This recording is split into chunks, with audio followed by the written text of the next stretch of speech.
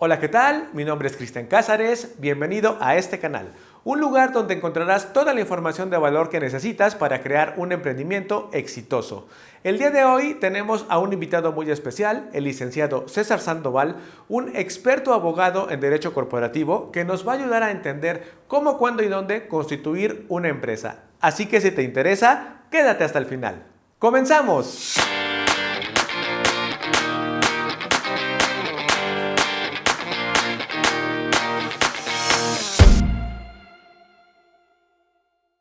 Bueno, pues como les comenté en el intro, hoy tenemos a un gran invitado, un especialista en derecho corporativo, el licenciado César Sandoval. Él, pues, es especialista en derecho corporativo, pero también en derecho de empresa, en derecho penal de empresa, en comercio electrónico e e-commerce. Entonces, pues vamos a darle la bienvenida a nuestro gran invitado del día de hoy, César. ¿Qué tal? ¿Cómo estás? ¿Qué tal, Cristian? Buenas tardes. Bien, bien. Muchas gracias al público que te ve. Ojalá que les podamos resolver sus dudas, que podamos ayudarles a entender un poquito más la importancia, la trascendencia de un abogado, de un especialista del mundo del derecho, traspasarlo al mundo de los negocios para efecto de que no tengan muchos problemas al momento de iniciar y en el momento del proceso en el que se crea una empresa y asimismo de la vida de la misma, ¿no? Feliz Navidad a todos y de antemano, pues, sí, un inicio de año muy bueno para todos. Y sí, pues el tema que nos compete hoy es entender un poquito esto del derecho, porque usualmente cuando alguien va a empezar un negocio, pues en lo último que piensa es en la parte legal. Estamos preocupados en qué se va a vender, a quién se lo vamos a vender, cuánto vamos a ganar, si necesitamos empleados o no, en los gastos. Ya después vendrá el tema de Hacienda, pero siempre el tema legal se va dejando hasta el último, ¿no? Y cuando es una sociedad, cuando se trabaja con un amigo, cuando se trabaja con algún socio, se piensa que el llamar a un abogado es como, híjole, va a haber problemas, ¿no? O sea, si quiere llamar a un abogado a mi compañero es porque seguramente va a haber problemas. Y entonces vamos a tratar de quitar ese mito. Vamos a tratar de que la gente entienda que no necesariamente tienes que estar en un riesgo para tener un abogado o llamar a un abogado cuando se hacen problemas. ¿Estoy en lo correcto? Pues sí, mi estimado Cristian, voy a tratar de hablar con los menores tecnicismos posibles, tratando de que la gente me entienda lo más rápido posible y no adentrándome como tanto en cuestiones muy técnicas, ¿no? Al final del día, como tu público, como tu audiencia, yo también soy un emprendedor, puse mi despacho, puse mi oficina, me aventuré a salirme del trabajo donde estaba, sufrí, pataleé, lloré, lágrimas para iniciar, y ahorita que ya estamos, ya pasamos el proceso o esa evolución del asentamiento, de la base, de conocernos, ya es cuando comenzamos a tener ciertos resultados. Pero respecto a tu pregunta, sí, es muy importante el tema legal. Este es trascendental, supongo y creo yo, y así lo hemos constatado. La presencia, no tal vez de un abogado fijo, pero sí de un abogado que te asesore en determinados momentos y procesos, al menos cuando estás iniciando. Bien lo dijiste, al principio nos enfocamos en los productos, en los servicios. Creo que he sabido por todos los que emprenden un negocio que esta es la primera base y obviamente no comienzas pensando en un abogado porque por lo general pues los emprendedores no comienzan con los recursos monetarios necesarios para rodearse de un equipo interdisciplinario que los coachee en todas las áreas que puedan llegar a flaquear las empresas. Entonces, otro punto que tocaste ahí, muy cierto, es que muchas veces o tiene a lo mejor el mexicano común la idea de llamar a un abogado cuando el problema ya está aquí enfrente de nosotros. Lo que hemos tratado de ir generando, al menos yo con mi firma, es que el abogado venga a ti o tú llames al abogado antes de que el problema se genere, es decir, ir implementando programas de acción para minimizar riesgos. Hay muchos colegas que yo no comparto ese tecnicismo o ese nombre que llaman que son programas para blindar de riesgos jurídicos o imponen la palabra blindaje antes de cualquier cosa, jugando con la psique del emprendedor, del cliente, de la persona, de que le van a resolver los problemas y no va a tenerlos o no se van a generar. Esto es totalmente falso, porque los problemas van apareciendo siempre de la nada, ¿no? Y los problemas no los puedes evitar.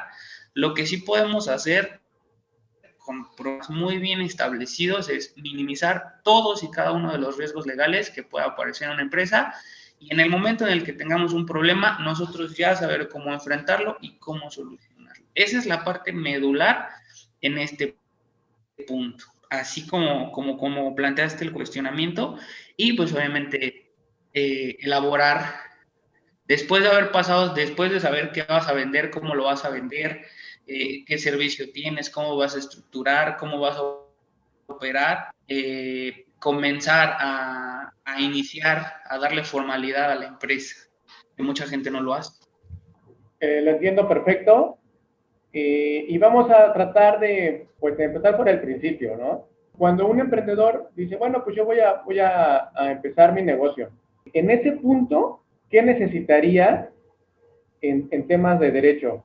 Yo creo que lo más importante es establecer la empresa, es decir, darle formalidad, constituirla legalmente, es decir, a través de un abogado o a través de un notario, elaborar lo que le llaman acta constitutiva o contrato social, donde viene pues, obviamente quién la funda, los años de duración, va a haber partes accionarias, cómo van a venderse esas acciones, quiénes van a ser parte de la sociedad, con qué porcentajes, cómo se va a constituir una asamblea, cómo se va a llamar a la asamblea general, cómo se va a llamar a la asamblea extraordinaria, en dado caso de que alguno de los accionistas muera, cómo se van a qué partes se van a heredar de las acciones, cómo se puede disolver esa sociedad. Todos estos puntos son muy medulares, son muy, obviamente en cada caso particular se tendrá que elaborar un instrumento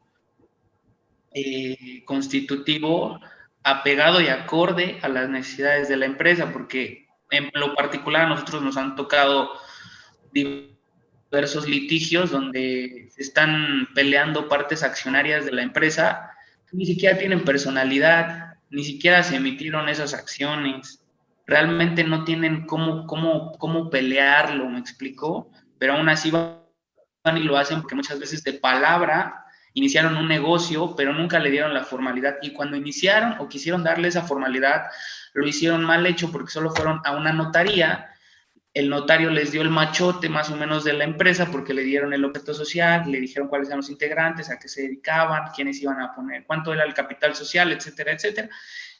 Y con eso hicieron un documento base, que es la base del 90% de los documentos constitutivos que manejan las notarías. Entonces, ahí es donde tenemos que comenzar a incluir al abogado en este tipo de trámites, pero esto obviamente yo no recomiendo que siempre sea al principio, ¿no? O sea, ya iniciaste el negocio y luego voy a constituirte, no.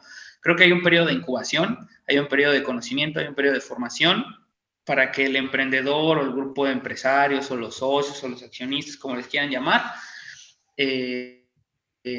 hayan traspasado cierto camino, hayan ya visto cuál es el negocio, cuál es el modelo de negocio, cuál va a ser el objeto social, cómo va a estar dividida la parte accionaria, cómo después de haber hablado entre ellos, quizá los que tengan familia, ver cómo se va a heredar al momento de que ellos mueran, ver si de verdad la empresa quieren que trascienda en el tiempo, porque las estadísticas marcan que ahorita se están creando, como bien dijiste, infinidad de empresas, pero estas empresas hay porcentajes muy mínimos que son de segunda generación, mucho más mínimos que son de tercera generación, y son casi nulos los que llegan a una cuarta generación. Es decir, las empresas están muriendo en el tiempo y las vigencias de las empresas son de 15 a 20 años.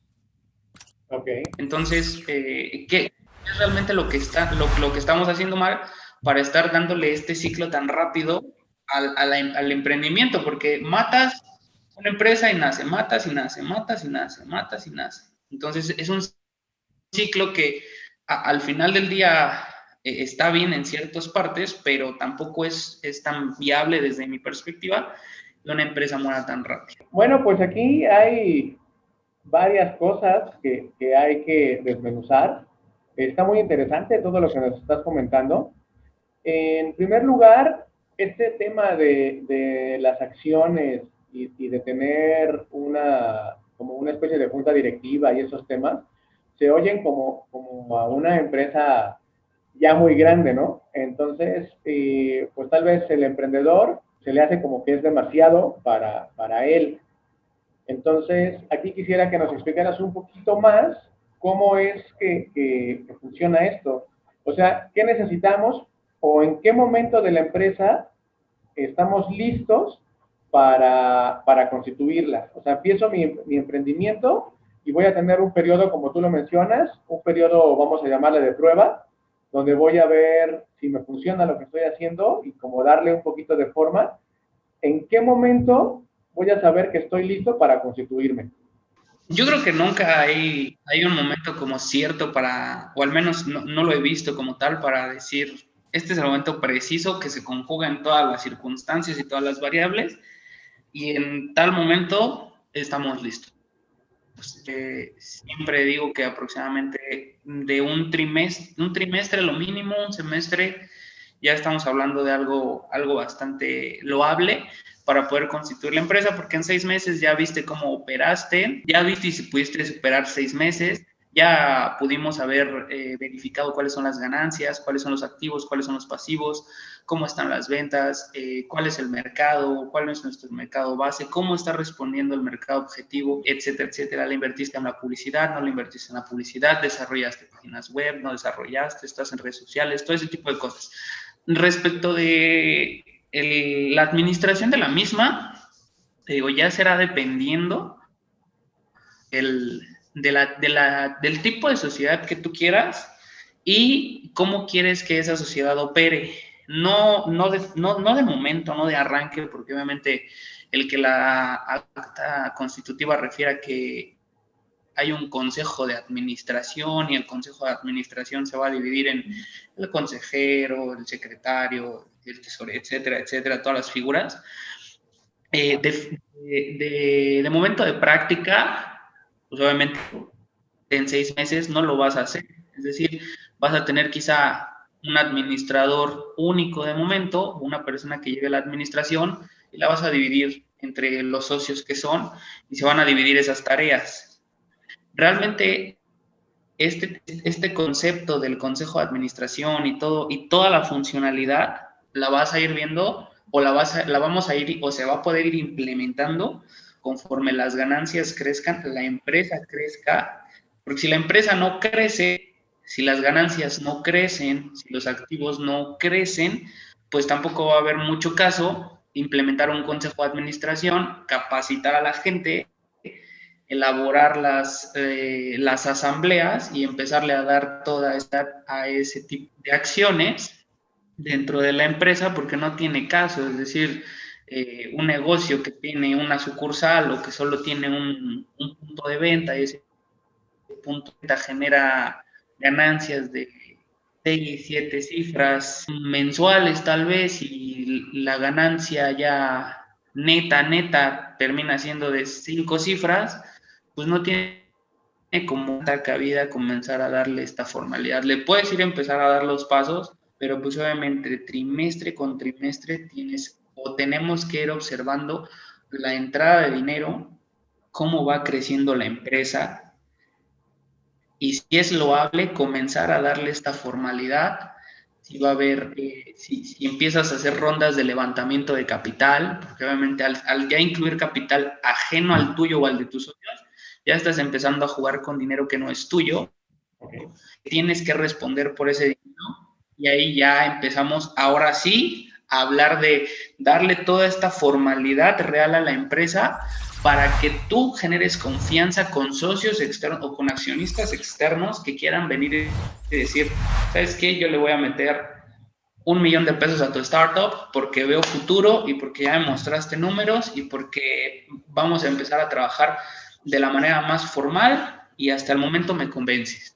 Entonces, tú quieres tener un negocio, o al menos lo hemos visto así, si los negocios con los que hemos trabajado, las empresas con las que hemos trabajado, tienen esa mentalidad de crecimiento, empezamos a trabajar con ellos, llevamos 2 clientes con los que hemos trabajado alrededor de 4 años, y al momento ahorita ya se pudo montar un consejo de administración, elaboramos códigos de ética, implementamos firmas electrónicas digitales para todos, llevamos las actas, las asambleas ordinarias y extraordinarias de las maneras en las que tienen que ser. Ya hicimos ya hizo la empresa una ronda de levantamiento de capital para poder obtener capital del extranjero, le fue bien, obtuvo cierto numerario en moneda extranjera, se financió para unos proyectos y tuvimos que replantear un poco todo el modelo administrativo para obviamente darle una seriedad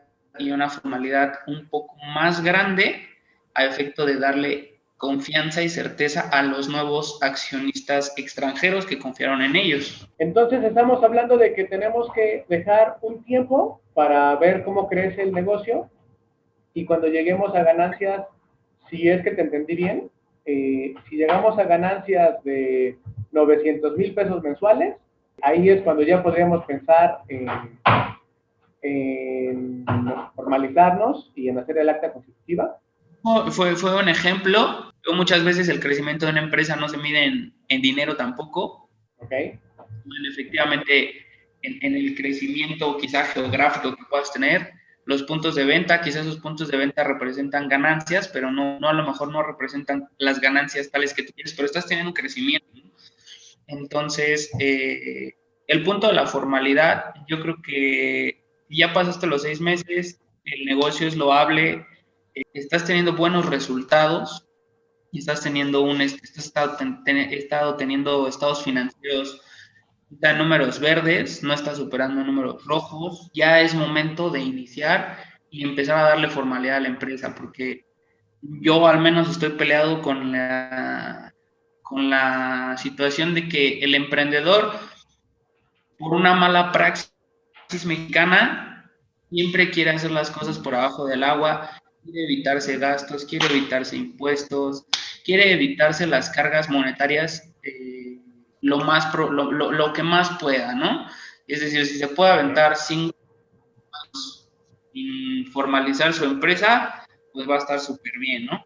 Y a lo mejor sí va a estar bien, pero realmente nunca vas a crecer o sea, nunca vas a llevar tu emprendimiento, nunca vas a llevar tu negocio a otro escalón, es decir, vas a poder solicitar un crédito fuerte en un banco, nunca vas a poder realizar una ronda de capital, nunca te van a voltear a ver clientes mexicanos grandes o extranjeros grandes, porque no tienes una base formal, legal, sólida, que a ellos les genere certidumbre, les genere confianza para poderte comprar, para poderte asociar, para poder dar dinero a ese negocio. Entonces, yo creo que la formalidad debe llegar sí o sí. Ya pasaste el periodo de 6 meses, o si antes del periodo de 6 meses estás teniendo pues un periodo de ensueño con los números, pues probablemente también podamos comenzar o podamos empezar a vislumbrar la idea de la formalización, que también lo tomamos, o al menos yo sugiero tomarlo después de 6 meses, porque pues también es un costo. Al menos la constitución del documento que le da nacimiento a la empresa, pues rondará entre los 15 y los 20,000 pesos, dependiendo del abogado o del notario con el que haga el trámite. Entonces, tampoco le vas a invertir 20,000 pesos a algo en lo que todavía no estás seguro o todavía no sabes que te va a ir bien, o por el furor de quererlo hacer, de quererlo tener, vas y te gastas ese dinero para decir, ya tengo el documento y ahora sí ya le vamos a dar. Justo esa era mi siguiente pregunta. ¿Qué se necesita? Vamos a suponer que la empresa de la que estamos, una empresa de ejemplo, que pongamos, ya pasaron 8 meses, no 6, pasaron 8 meses y están abriendo más sucursales, están viendo buen crecimiento y dicen, bueno, es momento de formalizar la empresa, de constituirla, ¿cuáles son los requisitos? ¿Qué es lo que se necesita para hacer la constitución? Pues más que nada, son datos particulares de la empresa, obviamente cuál va a ser el nombre que vas a querer, cuál va a ser, si vas a tener una razón social, si vas a tener una denominación social, que sabemos que son cosas diferentes, muchas veces la razón social, pues obviamente es la que figura ante la Secretaría de Hacienda y Crédito Público, y la denominación social, pues es el nombre comercial que muchas veces se maneja, ¿no? Que pueden ser diferentes. ¿Cuál va a ser el número de accionistas? ¿Cuál va a ser el capital inicial? ¿Cuál va a ser la duración que vas a querer que tenga esa sociedad? Que por lo general son 99 años. Las particularidades que te refería, ¿no? Sobre el tema de las acciones, si se van a poder en dado caso vender, qué tipo de sociedad vas a querer o cuál es la sociedad que más se ajuste, mejor dicho, al negocio que tú quieres tener. Ya pasaron esos 8 meses que tú refieres, dependiendo de la sociedad como esté el modelo de negocios, pues sugerirle al cliente, ¿sabes qué? Este tipo de sociedad es la que más te conviene porque tiene este beneficio, obviamente tiene este y este contra, pero se ajusta más a lo que estás haciendo y va a ser mucho más benéfico a largo plazo para ti. Vas a poder levantar rondas de capital, vas a poder ingresar accionistas, o no va a ser tan fácil que te compren acciones, viene capital extranjero, las asambleas son de este modo, las asambleas ordinarias son de este modo, las convocatorias son de esta manera, si quieres disolver o si quieren disolver la sociedad en su momento,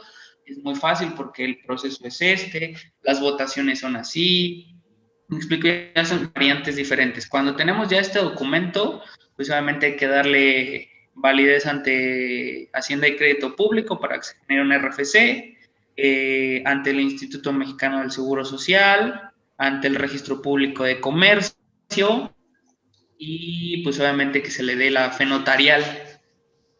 Por lo general, cuando tú lo elaboras con un notario, el notario se encarga de hacer todo lo que te acabo de decir, del SAT, del Instituto Mexicano del Seguro Social se va a tener que encargar tu contador, el tema del registro público de comercio ellos lo hacen y pues obviamente ellos generan el documento. En dado caso de que quieras que lo elabore un abogado, el abogado hace todo el documento, nada más lo llevas ante el notario le da fe y se puede hacer por aparte el tema del registro público, de comercio, del SAT, del INS, todo eso. O sea, lo puede hacer todo el notario, lo puede hacer el abogado.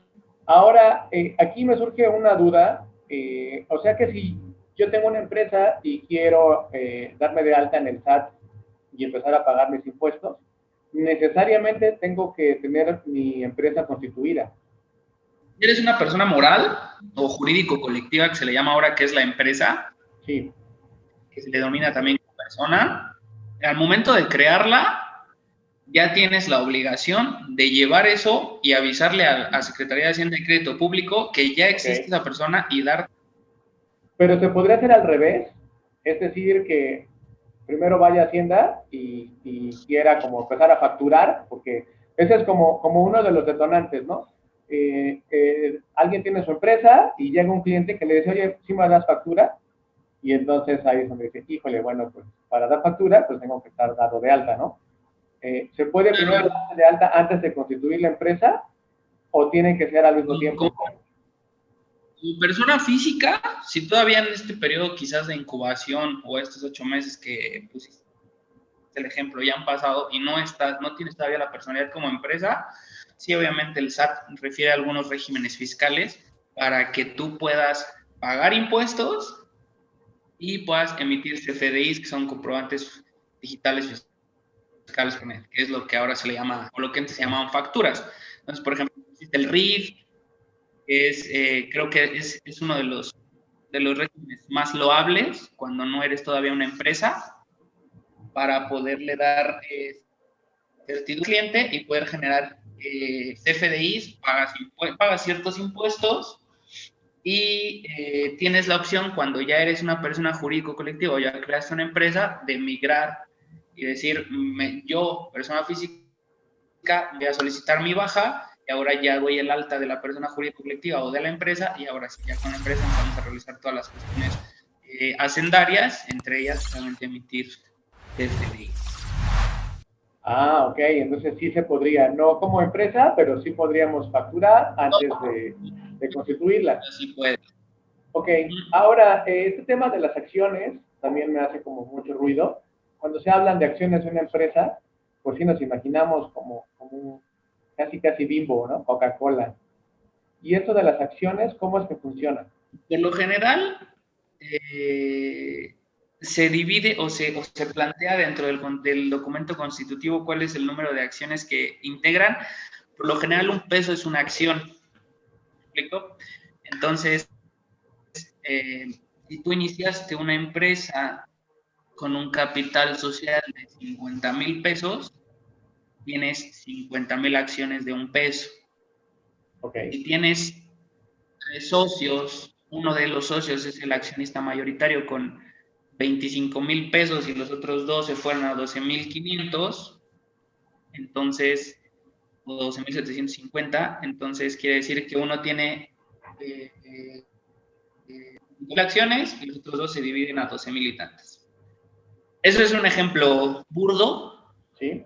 Obviamente las acciones se le puede dar el valor nominativo que se desee, pero obviamente ya ahí tienen que venir cuestiones de la mano con la Comisión Nacional Bancaria y de Valores y la ley del mercado de valores también. Entonces, de momento, las acciones funcionan de esa manera. Hay que tener un control. Bueno, ya funcionan junto con la ley y la comisión cuando ya es una empresa pública, es decir, que ya pensamos en cotizar en bolsa o ya vamos a cotizar en bolsa, porque obviamente esos títulos accionarios pues ya van a estar a la venta. Entonces, de momento, se estila mucho que una acción vale un peso. Esas acciones, pues obviamente, cada uno de los socios la tiene, dependiendo del capital social que haya ingresado o no hayan llegado al acuerdo, porque muchas veces los socios no entran con dinero en efectivo, sino ponen maquinaria, ponen vehículos, ponen su expertise y ahí se divide el porcentaje que va a tener cada quien, ¿no? Hay que tener un registro en libros de esas acciones, hay que tener esas acciones impresas, hay un modelo accionario que se estila en base, pero hay otras formas de realizarlo. Déjame te muestro uno, quizá, para que lo tengan más fresco. Mira, este es un modelo de una acción. No sé si se alcance a ver muy bien, pero así deben de elaborarse y de imprimirse. Ok. Y debe de llevarse un control en un libro. Entonces, de momento, así como está la base del emprendimiento, que estamos naciendo, estamos en pañales, y quieren llevar el control de esa parte accionaria, lo pueden llevar así. Hay que establecer en el acta constitutiva cuál va a ser el valor nominativo de cada acción, cuántas acciones va a tener cada uno de los socios, o de los accionistas, perdón, y realizar la impresión de esas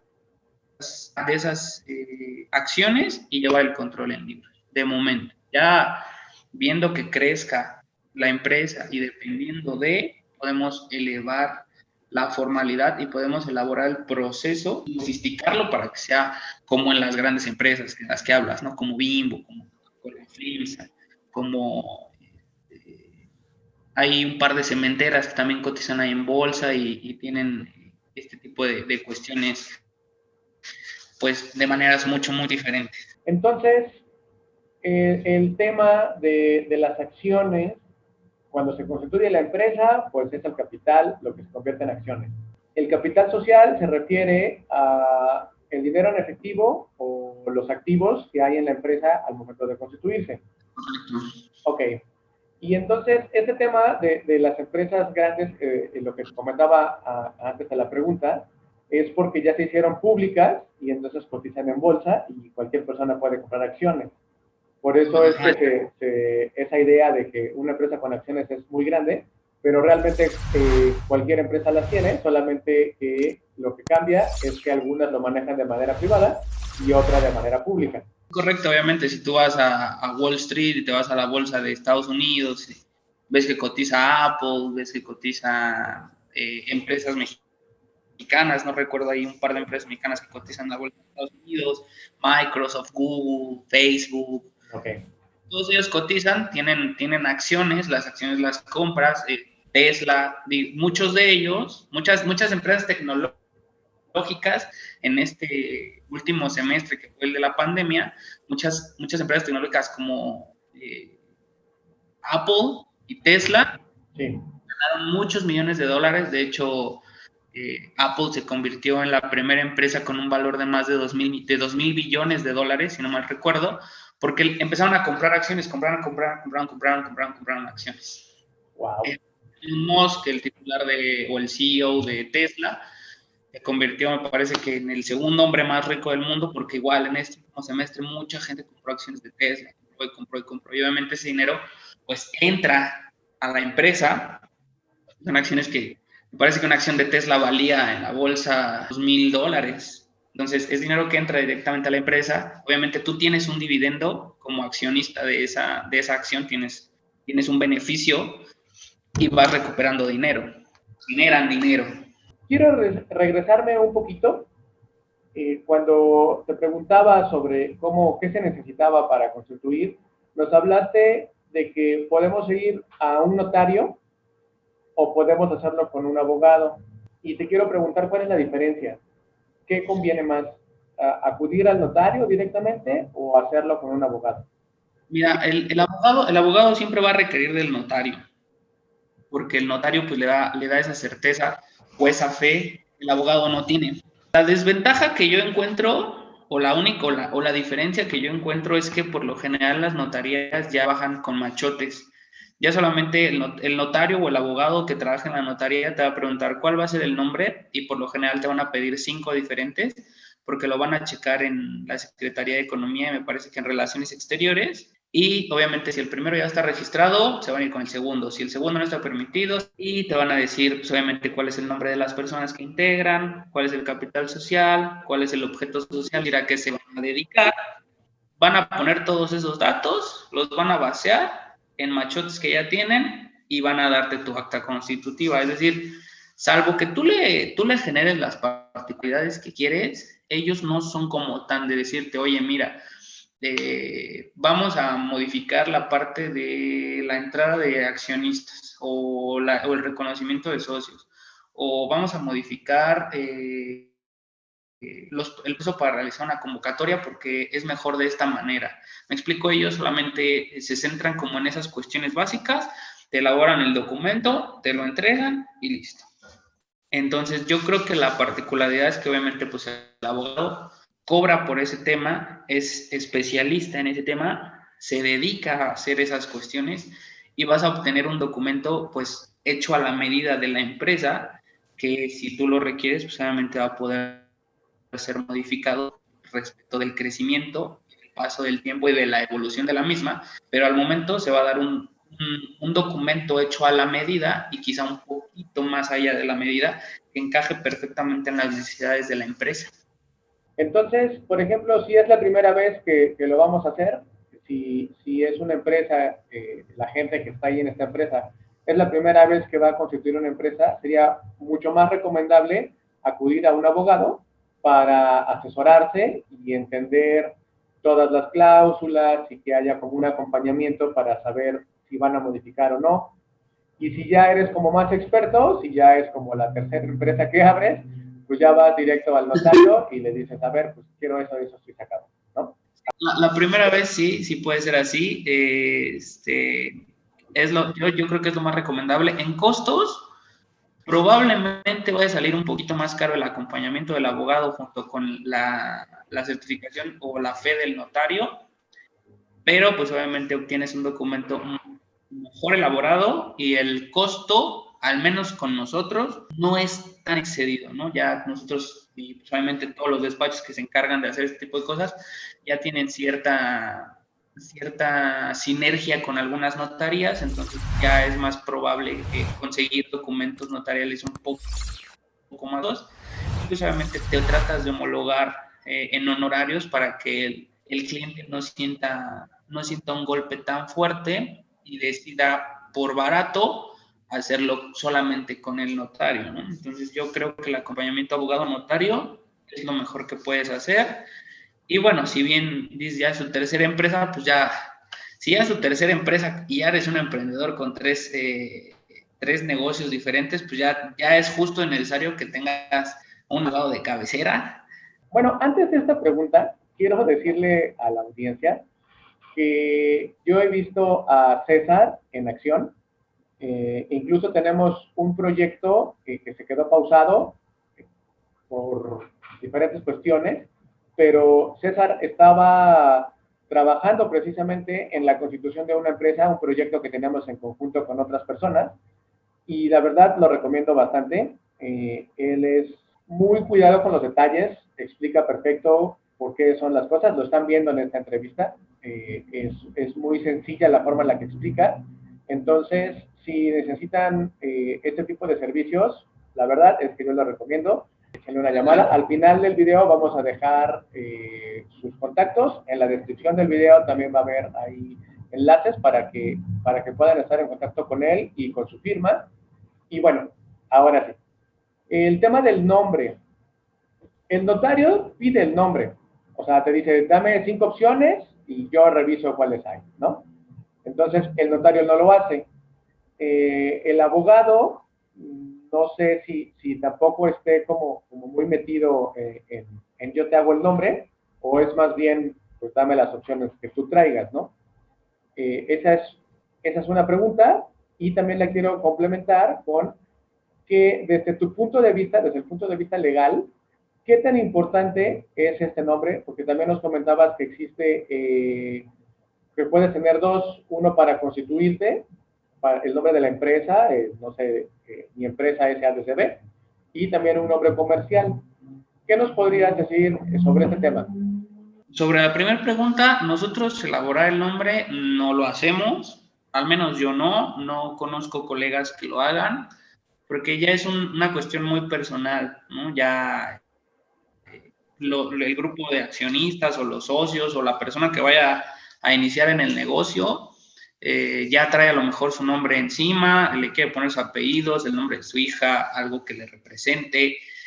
Nosotros ya no, hay gente que pues viene de base, pero ya todo el mundo trae un nombre encima. Obviamente cuando trabajamos nosotros el tema de hacerlo junto con el notario, pues pedimos 5 opciones diferentes, ahí es cuando ya se ponen a trabajar los clientes para darnos a nosotros esas opciones. Y acuden a gente como tú, que es especialista en todo este tipo de branding de marca y elaboran los nombres. Y como bien dijiste del tema que traíamos ahí juntos, pues tú fuiste quien elaboró el nombre, tú eres el experto, tus colegas, la gente que se dedica a ese tipo de cosas son los expertos en realizar este acompañamiento o ese asesoramiento. O te repito, el cliente ya trae como tal su nombre en la cabeza y nosotros ahí no nos metemos porque es una cosa 100% personal de la empresa y listo. Sobre la segunda pregunta, ¿qué tan importante es? Pues bueno, es importante porque es la distinción de tu marca, es la distinción del emprendimiento. Yo considero la importancia respecto al Instituto Mexicano para la Propiedad Intelectual, para ver qué tan viable es poder registrar ese nombre como marca. Es decir, hay que elaborar quizá ahí por ahí una búsqueda que no tiene costo, de una búsqueda muy rápida, para saber si el nombre que tú estás utilizando ya fue utilizado, ya lo registró alguien, cuál es el proceso de ese registro, cómo está ese registro, porque si no, pues a lo mejor tú ya registraste tu marca, ya abriste tu empresa, ya estás empezando a operar, ya tienes esa denominación social, ya está a la vista de todo, y pum, te llega una demanda de una persona que registró ese nombre en su momento, tiene el dominio del nombre, y pues te va a tocar pagarle regalías, ¿no? Te va a tocar pagarle, o te va a tocar quitar el nombre, o te va a tocar cambiarlo, o vas a tener ahí un problema, ¿no? Entonces, lo ideal antes de todo esto es elaborar una búsqueda, verificar si esa empresa ya está registrada o ese nombre ya está registrado, y si no, pues también darle el trámite correspondiente para realizar el registro ante el INPI, y que también a ti nadie te vaya a ganar ese nombre o vayan a querer lucrar a expensas tuyas. Vamos a imaginar que nuestra empresa ficticia ya llegó al punto donde dijo el crecimiento va bien, vamos a constituirnos, ya fueron contigo, después al notario, ya tienen todos sus papeles, perfecto. Este tema del consejo se oye un poco complicado. ¿Cómo funciona? O sea, ya que se constituyó, ya de que tenemos al consejo listo, ¿qué beneficios nos puede traer? Pues bueno, los beneficios son una debida acción, una debida diligencia de la empresa, una imagen corporativa pulcra, seguridad y certeza jurídica y administrativa a empleados, gobiernos, accionistas y futuras rondas de levantamiento de capital o futuros accionistas y hasta los mismos clientes, ¿no?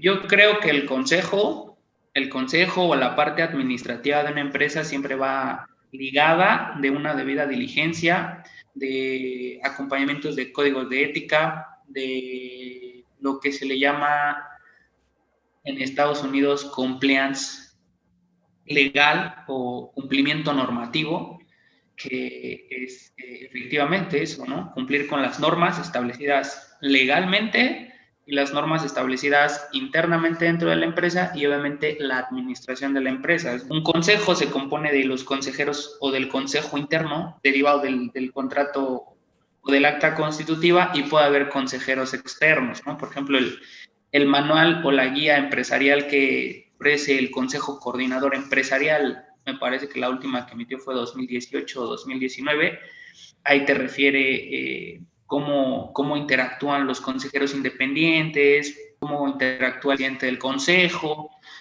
cómo interactúa el mismo consejo, y es una guía más formal para cuando ya estamos en este proceso de formalizar esta etapa o esta parte del consejo de administración de la empresa. Y obviamente pues es la columna vertebral de toda la empresa, porque de ahí se deciden de ahí se toman las decisiones con las cuales va a operar la empresa, si se compra, si se vende, si se aumenta el capital, si se incursiona en nuevos mercados, cuál va a ser el modelo de negocio, si hay nuevos productos, si hay nuevos servicios.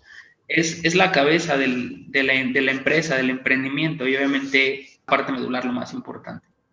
Entonces, este consejo, las personas que integran el consejo tienen que estar previstas en el acta constitutiva. O sea, esto lo que vamos a hacer es juntar a nuestro equipo y ponerlo ahí.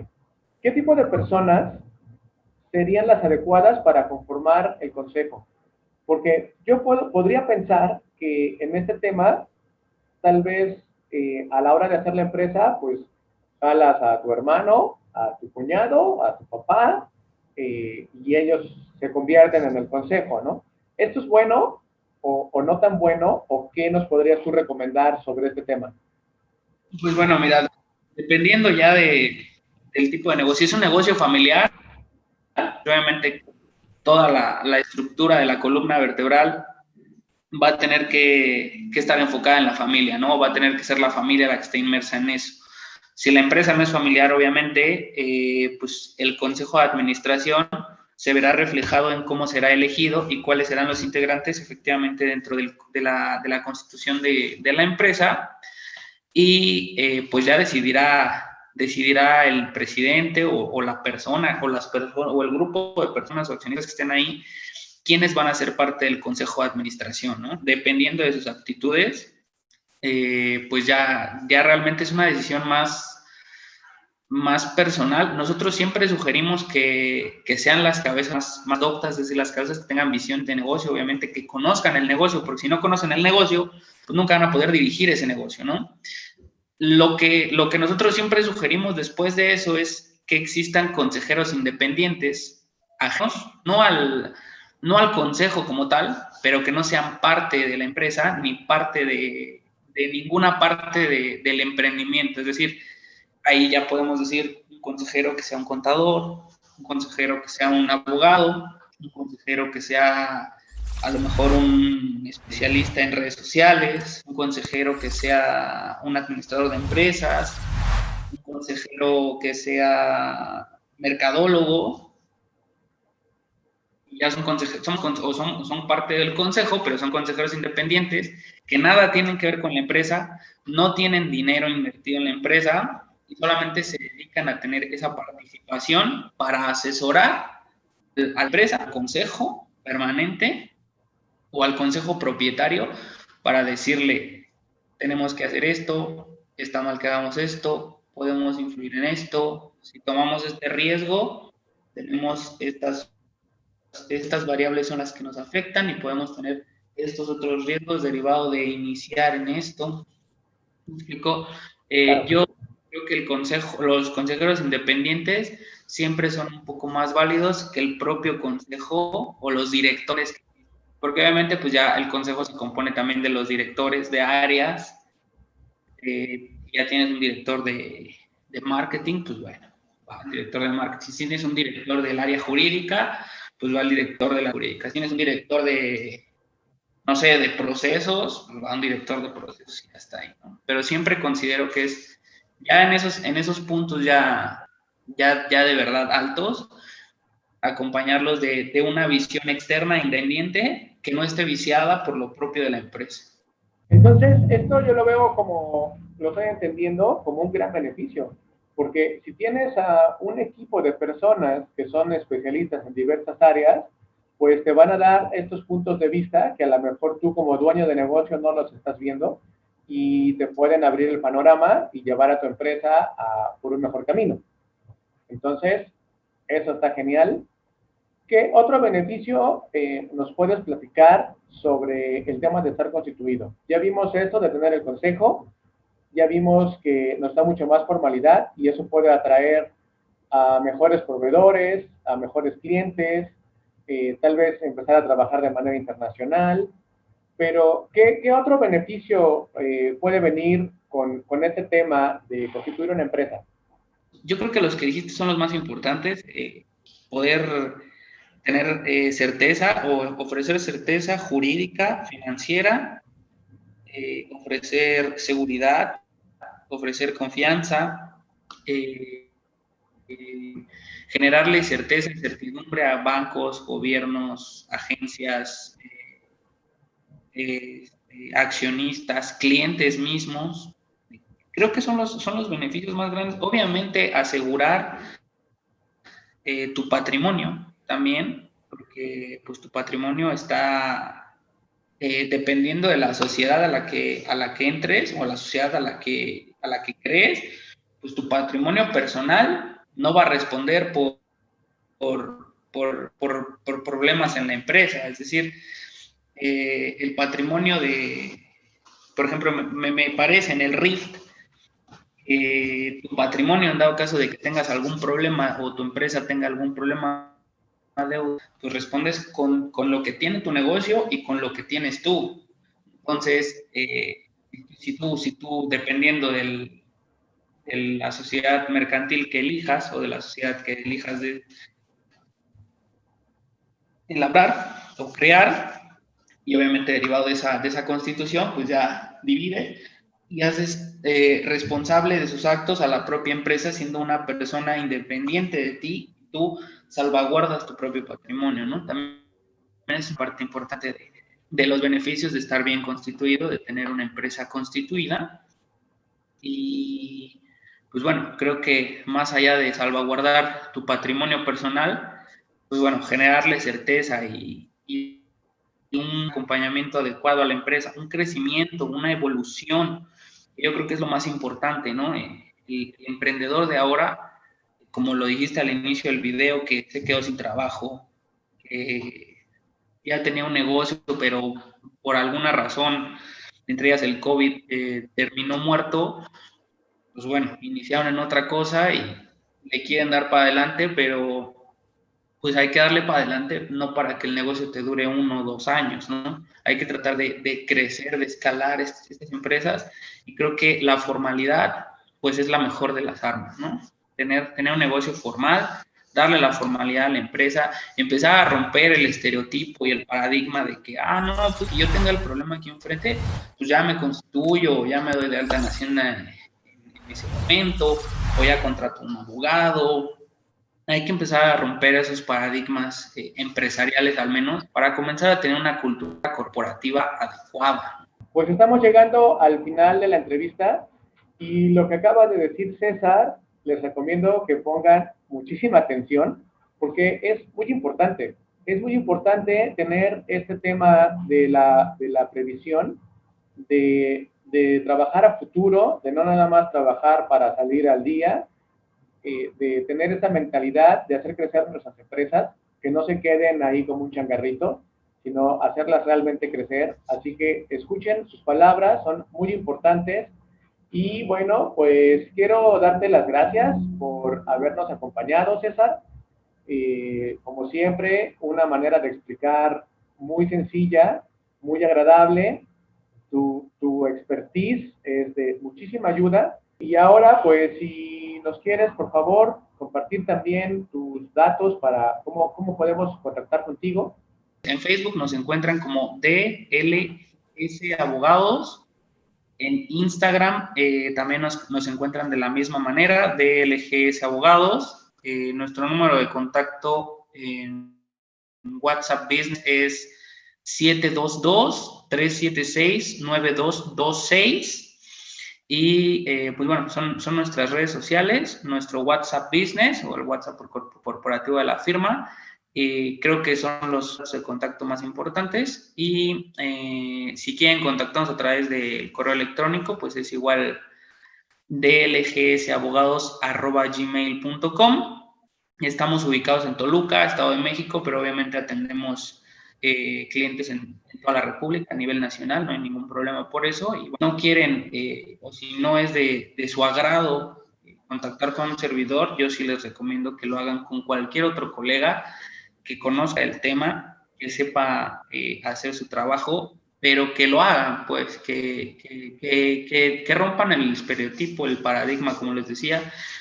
Tratemos de tener una cultura corporativa correcta, no se abalancen a porque vieron ya este video y su emprendimiento tiene un mes ya hacerlo, no, tómense el tiempo.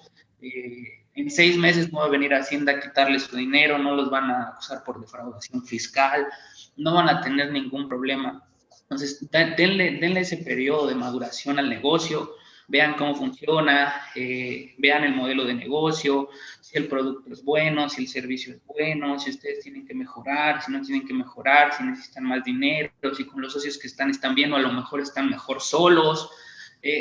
Todo este tipo de variantes y de variables que puede tener un negocio para que cuando ya hayan perfeccionado estas cosas, ahora sí venga el tema del abogado. Pues les digo, si no es con un servidor, pues bueno, háganlo con el abogado de su confianza, pero háganlo. Excelente consejo. Y bueno, pues ahora a ti que nos estás viendo, te invito a que hagas tus preguntas en la caja de comentarios. Este video no es en vivo, es grabado, pero yo voy a estar atento a todas las preguntas y voy a hacer una recopilación de las preguntas más frecuentes y vamos a volver a invitar a César en un siguiente episodio para presentarle estas preguntas y que todos los que nos vieron hoy puedan resolver sus dudas. Vamos a armar un segundo episodio. ¿Qué te parece, César? Creo que sí, Cristian. Cuando tú me digas, lo hacemos, no tengo problema. Genial. Hemos llegado al final del video. Te doy las gracias por haber llegado hasta aquí y no olvides dejar manita arriba para que yo pueda saber si te gustó este contenido. También te invito a que compartas este video con 3 personas a las que tú creas que les puede ser de utilidad. Así te vas a convertir en una persona que aporta valor. Y por último, tengo una pregunta para ti. ¿Qué temas te gustaría que tratáramos en este canal? Déjame tu respuesta en los comentarios porque yo voy a estar al pendiente. ¡Hasta la próxima, socio emprendedor!